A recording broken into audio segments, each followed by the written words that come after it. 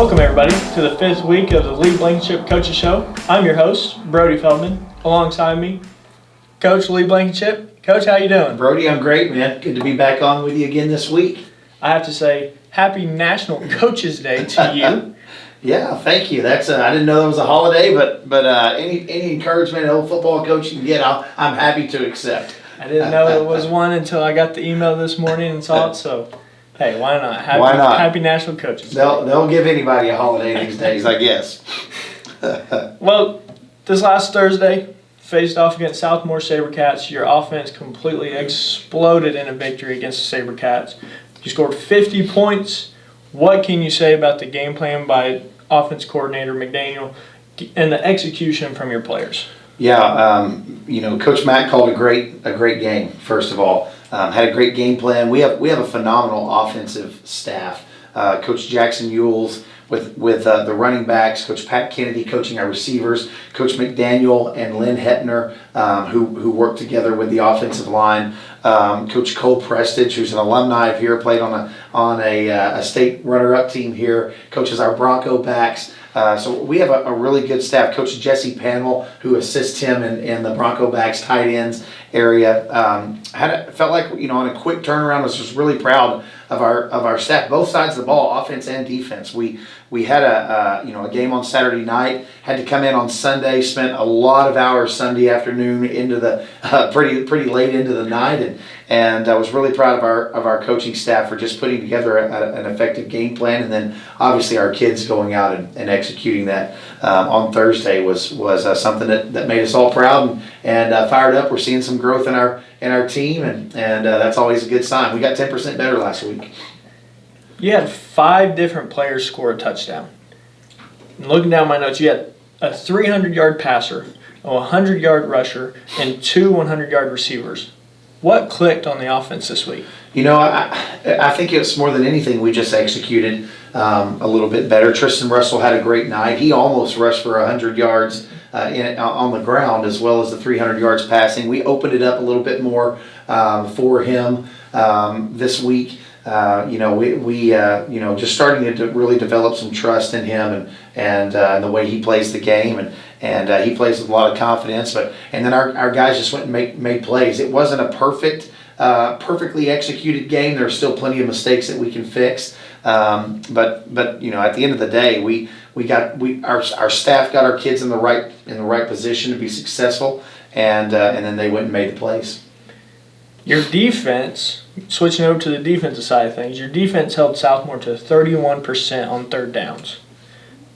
That's something that when you start seeing that with a young group like you have this year, I like to put that towards not only a great game plan and execution, but also confidence. Are you starting to see some confidence in that group? Yeah, without question. I think that our kids are with every week. We stress what we do. It's win today. We're going to get 10% better this week, and that confidence comes with preparation and with knowing that I'm giving my very best on a daily basis. So without question, seeing that translate to the field is great for a coach. But our kids are going to be confident. They should be confident in themselves because of what we're doing on a daily basis. We're getting a little bit better every single day, and at the end of the day, that's our number one goal. You said that there were some mistakes. Great game, great win, but yes, there were some mistakes.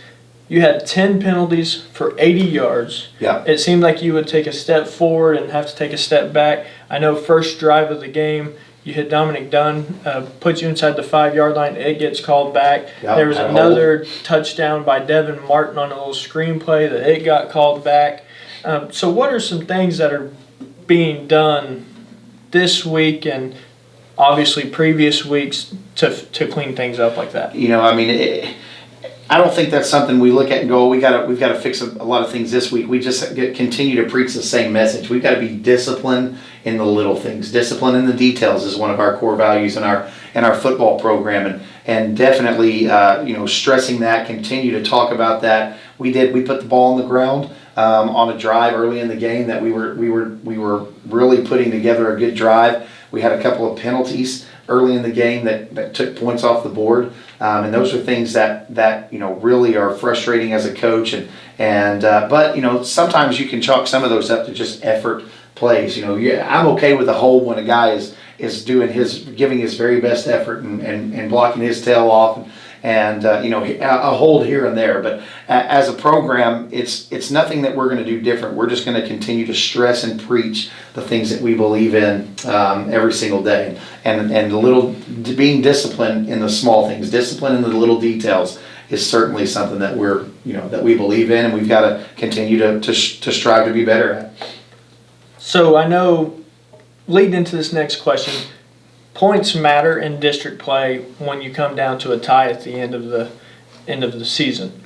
Southmore goes for 2 at the end of the game to get the deficit to 14 instead of the max 15 points.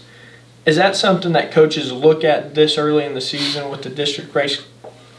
Without question, that's something that coaches look at, and kudos to Coach Norman and his staff for understanding that moment. When I immediately, when they scored at the end, I immediately told our coaches they're going to go for 2, and they came out and did that, and that's something right there. They got one on us. They got a point on us, and that was really frustrating for me. I was kind of hard, even in the win, was hard on our kids. Excuse me, at the end of the game. Because that goes back to something, clearly we're going to win the football contest, and in our kids' mind, I know, and I'm sure in even some of our coaches' minds that we're looking and going, okay, we're going to win. They got 2. What's the big deal? Well, they got a district point from us. So instead of getting 15 points in the victory in our district standings, we got 14. That could become a huge deal. But it goes back to, it's not about our opponents. It's not about the scoreboard. It's about me being the very best version of me on every single play, whether we're losing by 50 or we're winning by 50 or anywhere in between. Our goal for our kids is to teach them what true success is, and that is giving my very best effort in everything that I do, whether that's on the football field, on the last play of the game when we know we're going to win, on the last play of the game when it looks like we're probably going to lose, in the classroom, at home, in our faith life, everything that we do. We want to be successful in, and the definition of success is being your very best, the very best that you're capable of. And that was a great teaching moment for us, and we are certainly using that throughout the course of this week. If you could just try to explain it for us. I know it comes down to if it's a 3-way tie. If it's a 3-way tie, then the points come into effect, because if it's a 2-way tie, that just comes down to head-to-head matchup. Correct. So, for example, if we are, if let's say Southmore and us have the same record at the end of the year, which could easily happen, especially with COVID, and there's been some teams that have had to cancel games, and honestly, I don't know if anybody knows what's going to happen this year at the end of the year, or how that's even going to work out. But in a normal year, it would be head-to-head. If there's a 2-way tie, us and Southmore have the same record, we would advance or get the higher seed in the playoffs because we have the head-to-head victory. If there are 3 teams with the same record, then it goes to district points. So if you win by 15 or more points, then 15 is the max points you get. If, let's say, you win by 7 points, then you would get +7 in the category, and they look at all of your district points throughout the entire year. So if you get beat by 15 or 20, let's say you win by 20 points, then the most you can lose, or most you can get, is 15. If you lose by more than 15, the most you can lose is 15. So they basically it's an addition, subtraction. They add up your points, and whoever has the most district points in the three teams would be seated, the highest, and then the second highest, and then the third highest. So that scenario right there has kept teams out of the playoffs before that were tied for second place, or third place, and it's definitely something that we start looking at really early. We're going to let our viewers marinate on that, and we're going to take a quick time out, and we'll be right back after these messages.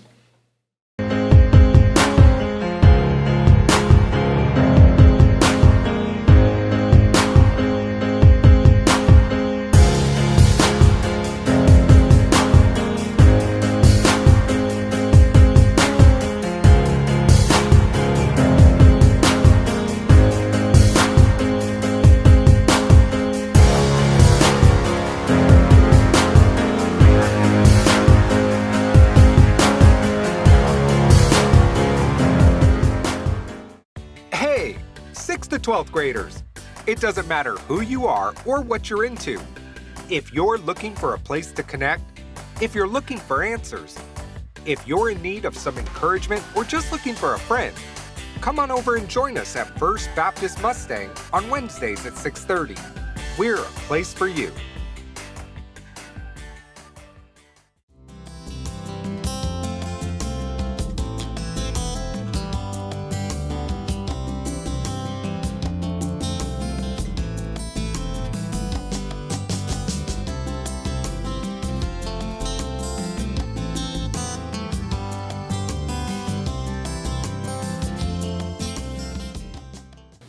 Welcome back to the second half of the Lee Blankenship Coaches Show. Coach, let's just dive into this week's matchup. You host the 0-4 Union team at Bronco Stadium. Yep. Looking at the schedule that Union's played earlier this season, this could be one of the most experienced 0-4 teams, not only in the state, but in the nation. What is it that you're seeing on film this week? Well, first of all, it's weird to say Tulsa Union and then follow that up with an 0-4 record. But let me just make it clear to all of our viewers exactly what their record looks like. So they lost to Bixby, who's nationally ranked. They lost to Broken Arrow. They've lost to Jinx, and then they've lost to Owasso, who is nationally ranked. So you're not wrong in saying one of the most underrated probably teams, or a team that with that record, probably the best team in the country with that record because of who they played. They had a brutal first stretch. They were supposed to play Putnam City last week, but that game was canceled due to quarantine or COVID quarantine. So this is a really good football team. As we watch on film, when you clip their clips up and you don't just watch the game in the natural progression and just look at the plays that they make without actually knowing the score, they are very, very competitive in every game that they played this year. They've got kids all over the field that can make plays. Gonna be without question the most athletic team that we have played to this date. So it is definitely a big week for. It should be a big matchup for us. Let me put it that way. Last year, the Broncos traveled to Union, beat the Redskins on homecoming for the first time in school history. Yeah. What does that do for a program like Mustang and the confidence against a historical powerhouse like Union is? Not much, to be honest with you. That's probably not what you expected me to say, but last year's team was a different team than this year's team. We really try not to focus on who Union is or really who any of our opponents are, whether they're a historically power or whether they're they haven't won a game in several years. That's because again it goes back to when we've already mentioned it on the show. It's not about them. It's not about who they are. It's not about what they do. We're just trying to get our kids to understand and to really understand the definition of success, and that's to be the very best that we can be.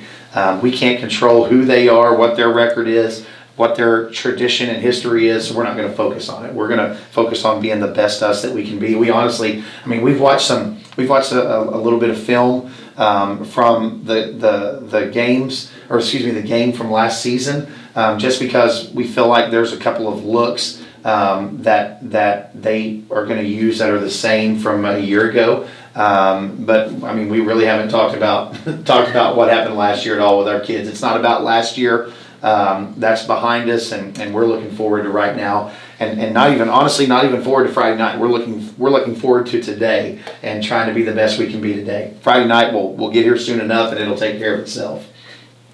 All right, during a time like this, during a time that we have all these quarantines and people getting sick and missing football games and having to get tested, everything like that, on top of the normal injuries and cramps and stuff like that, how important is it to have a medical staff like we have here at Mustang? Oh my goodness. The medical staff that we have here at Mustang, it starts with our head trainer. Chris Cromer is the best I've ever worked with, man. He does a phenomenal job of caring for our kids, working hard to get our kids safe, or keep our kids safe and healthy, and also doing everything he can to get them rehab, to get them back onto the football field. He does such a good job. Brittany Leap does a great job as his assistant as well. There have been so many things that people don't even realize that take place behind the scenes with COVID, and just creating a plan for our kids to safely return. What happens, the plan for when a kid tests positive, when a kid is in close contact, and our athletic training department has done such a good job. They literally ran point on that, and are one of the main reasons that we have played, and our kids have had the opportunity to play in all 5 games this season, why we were able to have a successful summer. It really just says so much about our training staff and what they've done for our program and what they do on a daily basis. That's a thankless job, but my goodness, they are just critical in what we do, and we're thankful to have them. We're really thankful to work alongside of them. And there's another group that I should throw in there. You didn't ask a question about them, but we have some managers in our football program, and you talk about a thankless job, and kids that come in and they're as much of a part of our football program as our starting quarterback is, and all of our football players. But they come in, they do laundry. This year we've gone to because of COVID, we wash the players' practice gear after every practice, and we have some students that stay long hours and really work hard, take a lot of pride in doing their job. You talk about success. That's what success is. Take pride in doing a job that most people don't even realize is going on or think about behind the scenes. And our players' uniforms or their practice equipment is in their lockers. It's clean every single day when they come in. And we've got just a group of young people that do a phenomenal job in working behind the scenes. Some equipment men,